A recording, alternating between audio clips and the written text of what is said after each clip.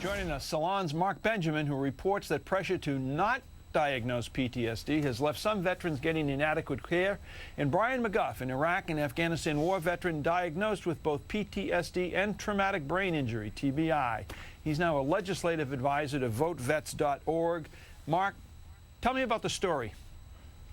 Well, my partner Michael Dioana and I obtained a tape recording it happened to be done at Fort Carson, Colorado. There was a soldier who came back from his second tour in Iraq, and he was told by doctors that he suffered post-traumatic stress disorder. However, when he went through the disability process, in other words, the process where the Army is figuring out how much they're going to pay the guy, perhaps for the rest of his life in disability payments, all of a sudden, he didn't have PTSD anymore. He asked this doctor why, and in a moment of candor, this doctor said, look, I'll deny it if you ever tell anybody I told you this, but all the doctors up here are under serious pressure not to diagnose PTSD, and then he listed some other symptoms that would result in fewer benefits. It was a shocking tape. Brian, first of all, thank you very much for your service. We appreciate it. Tell me, what hoops did you have? Tell me about the process of being, of getting, going to doctors and getting PTSD certified in order to get benefits, to have it treated. Tell me about that process. The process is confusing, to say the least, especially when you throw in multiple doctors with the DOD and the VA. For me, I had a kind of easy. I got my PTSD diagnosis early. So mine was in 2003 when there wasn't the influx of troops coming home with problems. So for me, it wasn't as much of an issue to get the diagnosis. It was an issue for me to go to the doctor. I had nobody making sure I was making these appointments and taking care of myself. I was pretty much on my own, and that's a whole different story. But I hear stories every day from veterans telling me that they're getting diagnoses of PTSD from private doctors, and that the DOD and the VA they're not taking it seriously. They're telling them, look, you have adjustment disorder. And this is a major problem. There's a big stigma with PTSD as it is. If you tell a guy that he doesn't really have it, he's fine, that's just going to create more of a stigma for these men and women to get help. So you're not surprised by the Salon story? I'm not surprised at all. I'm a little concerned because we thought this was going to be over. We uncovered an email at VoteVets. We uncovered an email from the VA in Texas, in Temple, Texas, saying they were putting pressure on doctors not to diagnose PTSD because there was an influx of troops there. So we thought they were going to investigate it and it was going to be over with. And now we're seeing all, this case right here that Mark brought up. It's horrible.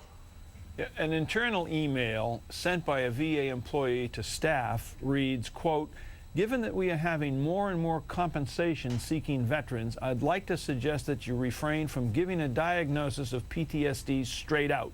Consider a diagnosis of adjustment disorder, RO, rule out PTSD. Mark, I guess this looks like, on the surface, is just a question of money. It's an odd way to save bucks by the federal government, but that's what it looks like, at least to me. That's certainly what it looks like. And the other thing is that if you talk with people, Army folks or former Army folks, the latest RAND study shows that 30% of the Army has either symptoms of PTSD, probably has PTSD, or has traumatic brain injury. 30%.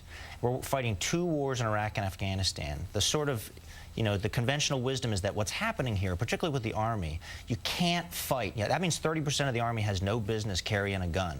You can't fight 2 wars in Iraq and Afghanistan and let 30% of the guys out. And so what you've got is this incredible institutional pressure to deny that this problem exists. In addition to that, if you deny the problem exists, you also save a lot of money. Billions and billions of dollars of payments going out to soldiers who are diagnosed with PTSD, potentially for the rest of their life. So there are these problems out there, particularly when it comes to the Department of Defense, these reasons why the Department of Defense or the Army, is what I've been looking into, would not want to admit this really serious problem.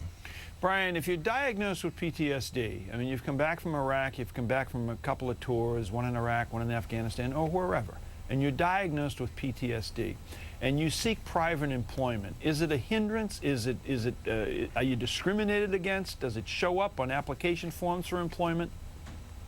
It does not show up on application forms at all, but there is a stigma out there that returning veterans, there's always that stigma that there's these crazy veterans that come back, and that stigma needs to go away. It doesn't show up and it doesn't hurt, but at the same time, if you're not getting treatment, you're not going to be in a place where you can get a job and keep a job. And that's a problem that a lot of these guys I talk to have. They cannot get jobs, they cannot keep jobs, they're losing their family, they're losing control of themselves, and they're being told, you're fine, there's no problem, you have adjustment disorder, it'll go away in 6 months. And some of these guys have been dealing with these issues for 2 and 3 years. And that's just not right, and it's the wrong answer. You know, Brian, a lot of the veterans I've encountered, not a lot of them, but many of them, live in rural areas, you know, a distinct difference from places where they are afforded treatment, VA hospitals in major metropolitan areas. Is this a big issue, getting to a treatment center? It is a big issue, and the president announced today that he is, you know, putting $25 billion in the VA over the next 5 years, and one of the things that that's going to be paying for is vet clinics in rural areas so that rural veterans can get the care they need. But there has to be an investigation to make sure that these people aren't being pushed out and that they get the right diagnosis. Because if there's vet centers out there, but they're still not diagnosing PTSD, it's just going to be a hassle for them to go there and be told that they're fine and they don't need help. We invited a representative of the Army onto the show to respond to the Salon article. We got an emailed response that reads, in part, "The Army does not pressure healthcare providers in their determination of a diagnosis, nor does it condone such activity. A 2008 Army investigation, in fact, concluded that commanders were not influencing healthcare providers. The investigation did, however, note that the requirements for a PTSD diagnosis were too cumbersome, making it difficult for soldiers to complete the physical evaluation board process. The Army responded, making it easier for psychiatrists to diagnose PTSD by changing the requirements for boards to assign PTSD as a diagnosis." Mark, this gets to Brian's earlier reference to you know, the difficulty of a diagnosis, getting the diagnosis done. He was lucky he had a private doctor do it. But in terms of manpower, I mean, how is it for veterans seeking a diagnosis, just seeking treatment? How difficult is it for them? Oh, absolutely. It's very, very difficult. And I have healthcare workers that work for the military at bases around the country tell me they're absolutely overloaded, despite what the Army says otherwise. I was talking to a healthcare worker at a base in a southern military base the other day. She said to me, "Look, I got a guy, you know, in my office today. I should be seeing him a couple times a week. I'm seeing him once a month." I mean, that's a real problem. She described her operation as a garage where all the slots are full and, you know, the cars are waiting down the street. Another thing that you mentioned, Mike, which I thought was interesting, is Brian and I were talking about perhaps, you know, the Army keeps doing these investigations like the one that they emailed you about. These investigations keep coming up saying that nothing's wrong, but the closer you look at these investigations, and that's what we did today in Salon, I think a reasonable person would say that these investigations are not very thorough, and nobody's minding the story. You know, the Senate is not holding hearings, or at least good hearings on this. I mean, the Army just continues to investigate itself and continues to find that it does nothing wrong, and we continue to hear these stories where soldiers are not getting the right diagnosis, so they don't get the right treatment, they don't get the right benefits, and then they end up homeless or worse. Hey, Brian, can you break it down for me, not by platoon, that's too many soldiers, but take it by squad. Squad in Iraq, squads in Afghanistan, people you served with. What percentage would you think of people you served with would be affected by PTSD? That's definitely difficult for me to guess. I have lost contact with a lot of people I served with.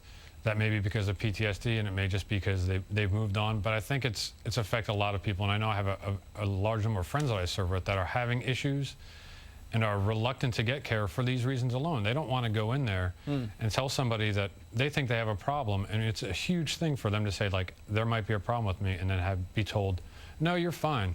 So I know there are guys that are reluctant to do it, and they're still serving today. We helped time break an article called Medicated Military, where we were sending men and women over to Iraq and Afghanistan on, you know, antidepressants because they were showing signs and symptoms of PTSD. And one of the problems with the DOD is if you give a guy a PTSD diagnosis, he has to get out of the military or he cannot deploy. So it's a manpower issue right now for them, and they need all the manpower they can. So that's one of the reasons that they're kind of trying to skirt around this issue.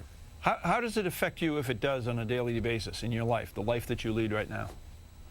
Well, I don't like crowds, first of all. That's the biggest thing. I don't like crowds. I don't like situations where I'm not in control. Every room I go in, I need to see the exit. I'm always a little hyper-vigilant and very jumpy. I don't like loud noises and stuff like that. But I've gotten over it, and I've had help from good doctors, and, you know, I'm making a comeback, I guess you could say. Well, you're one of the fortunate few, and again, we appreciate your service, Brian.